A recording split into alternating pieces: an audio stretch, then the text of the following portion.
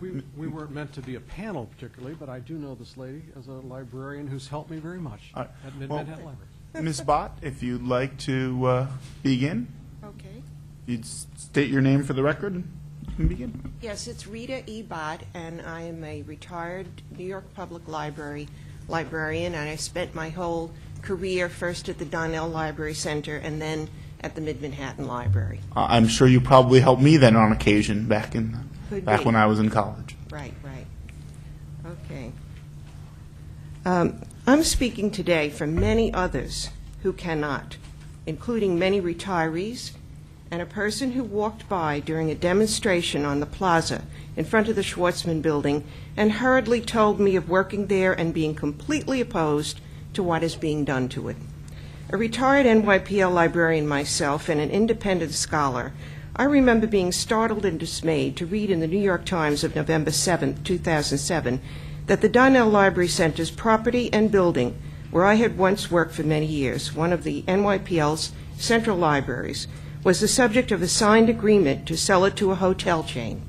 Today, I still can't believe that Donnell is now gone.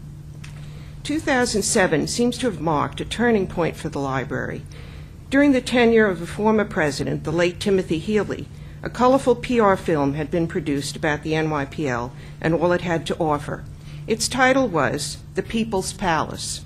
Beginning in 2007, however, a corporate-oriented administration started to implement plans to offer a lot less to the public via eliminating many jobs held by experienced, expert public librarians, changing the branch librarian title to site or branch manager so you could no longer be assured your branch was being administered by a fully credentialed, New York State certified public librarian, building sell-offs, public space square foot shrinkage, and collections severely reduced in depth, scope, and size.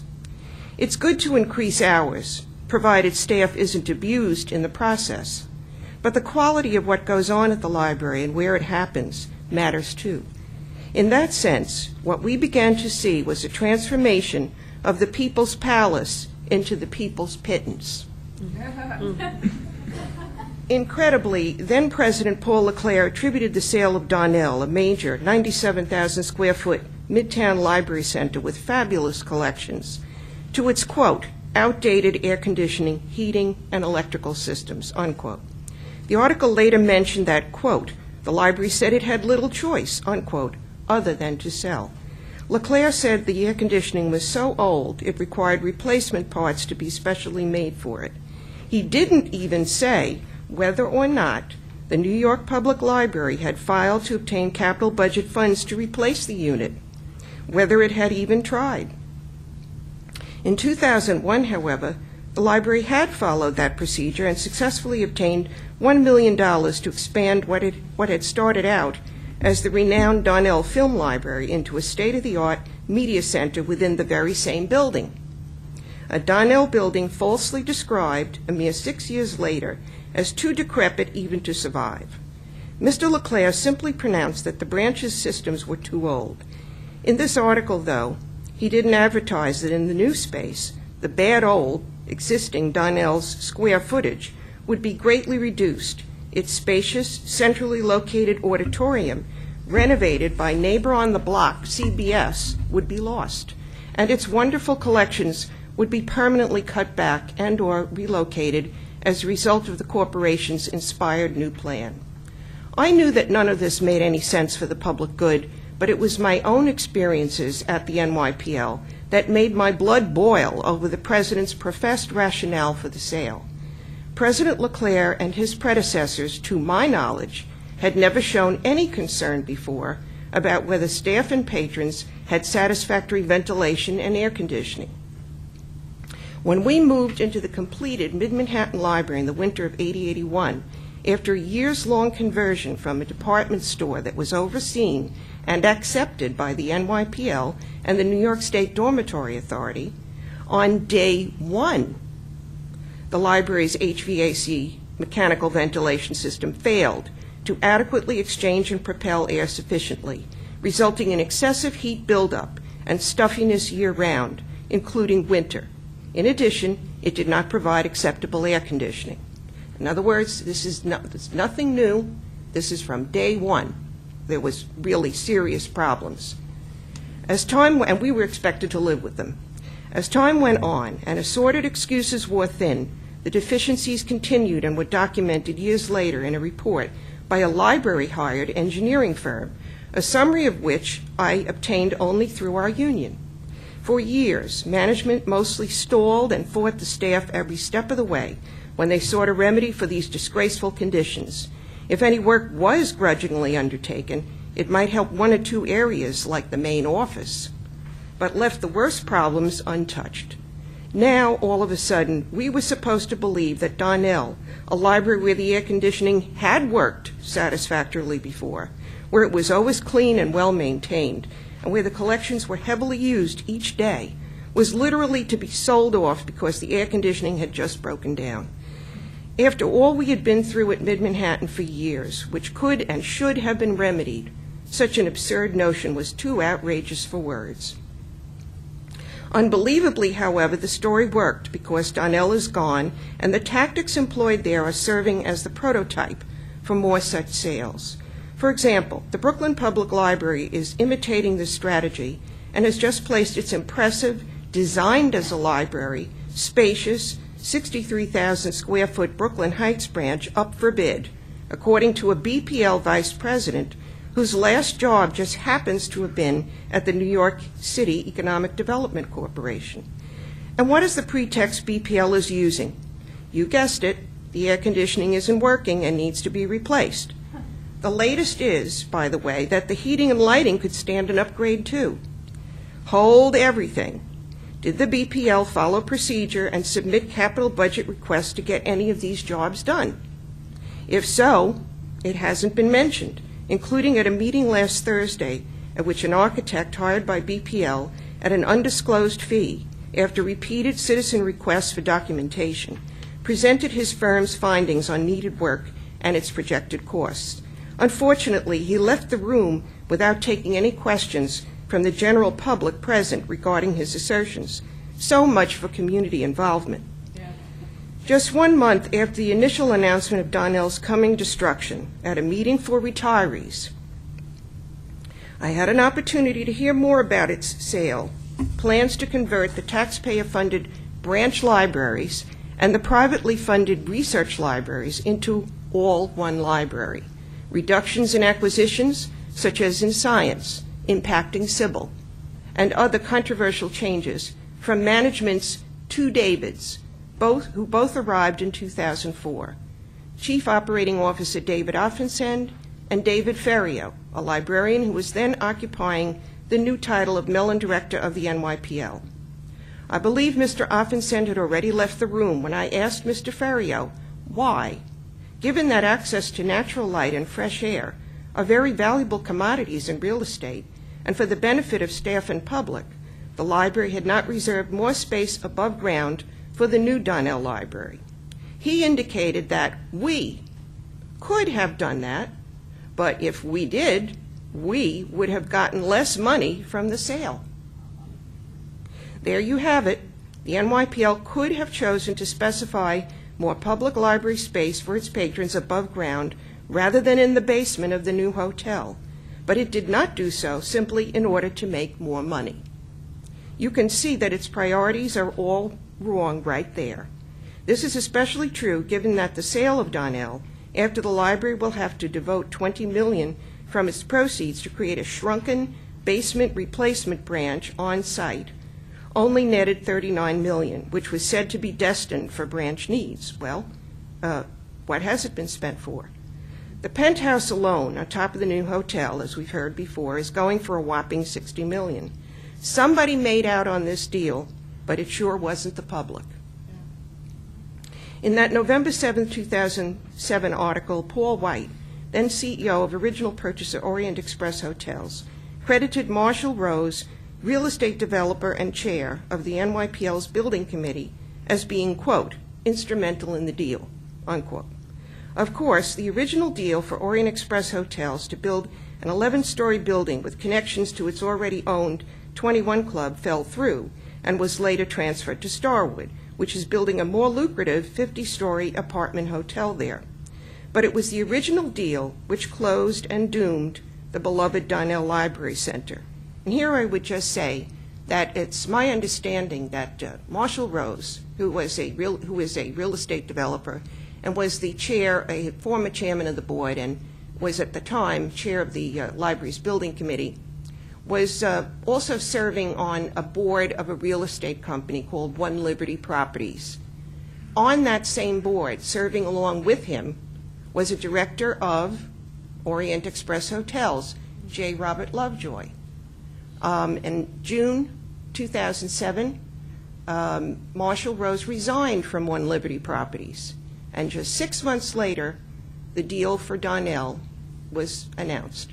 So obviously, I don't know whether that played any role in that deal, but it should be known that there was a board relationship there, and so I think what's clear is that the public got a raw deal when it came to Donnell. Absolutely. Here we are 6 years later, and there is no public library of any size on the block. The one that's coming in a couple of years will be much smaller. It's mostly relegated to the basement, and sketches of it bear no resemblance whatsoever to the treasure that was lost. Subsequently, there came the announcement of the Central Library Plan to convey even more of the public's library space to private purchasers. First, there is the Mid-Manhattan Library, just a few years after the NYPL spent a hefty sum. Now, we heard it was $2 million. I was involved, as all of the supervisors and department heads were, in working with the architect on developing those plans, measuring, giving our input, and all of a sudden, it was all out the window. Those plans by Gwathmey Siegel were designed to renovate the building and greatly expand it. Also on the chopping block is the Science, Industry, and Business Library, a library opened as recently as 1996 at a cost of $100 million in taxpayer and tax-advantaged donor funds. Its particular advantage was to bring together similar subject collections from the 42nd Street and Mid-Manhattan libraries into one convenient location, which it does. For example, it features the collections of the 42nd Street Library's former Economic and Public Affairs Division, which had previously occupied its own reading room on the second floor, room 228, and its neighbor, the Science and Technology Division, from the same floor. These privately funded divisions could go to Sybil because there was storage space available for their closed stack holdings at the former B. Altman store. However, 87% of Sybil's space was already sold off quietly last year at a substantial loss. Its closed shelf materials are believed to be stored off-site now. What is to become of the rich, taxpayer-funded science and business collections that came to Sybil from Mid-Manhattan?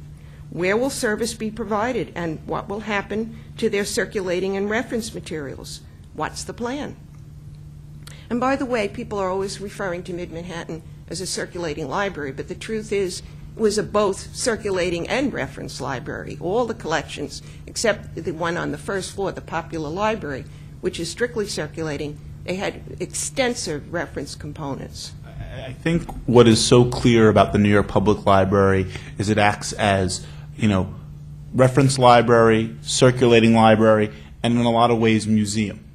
And it seems to me that a large portion of this plan is basically saying we are going to take one of those three missions, the reference library, and we're going to make it secondary to one of the others. And that's what scares me. And I don't want to live in Milwaukee. I don't want to live in Pittsburgh. Those are all probably very, very nice cities. I want to live in New York, and I want to live in the uniqueness that is New York. Right. And there's something very unique about the way the New York Public Library functions, and I'm sure you know that better than I ever could. Yes.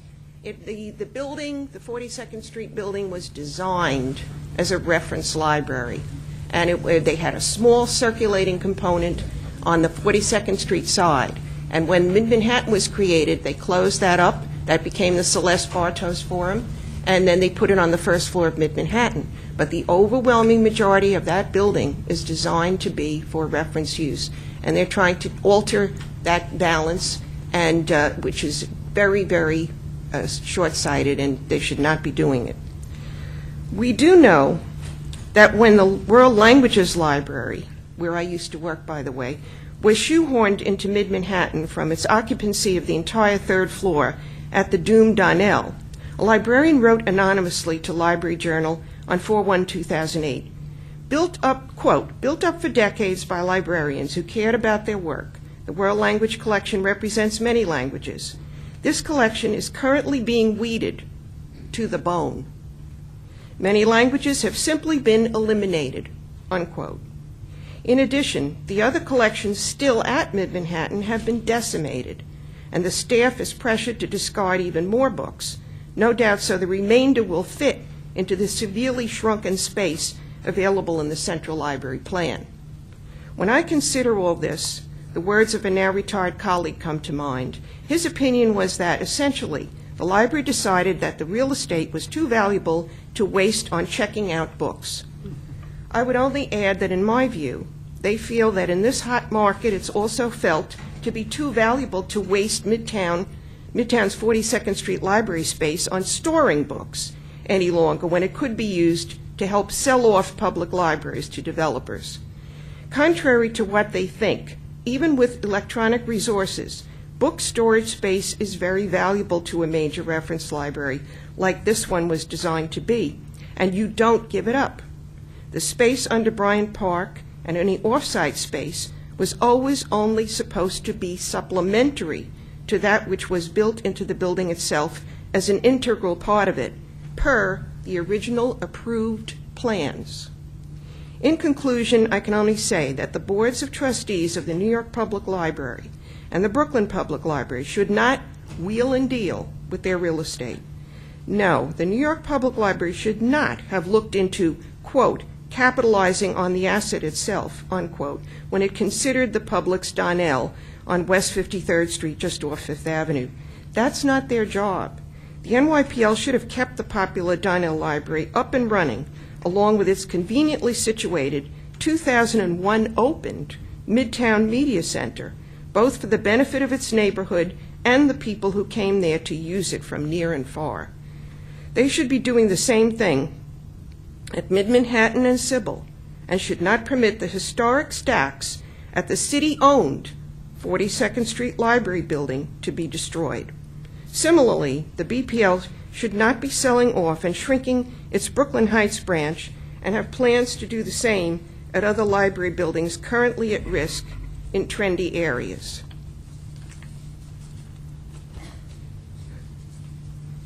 No one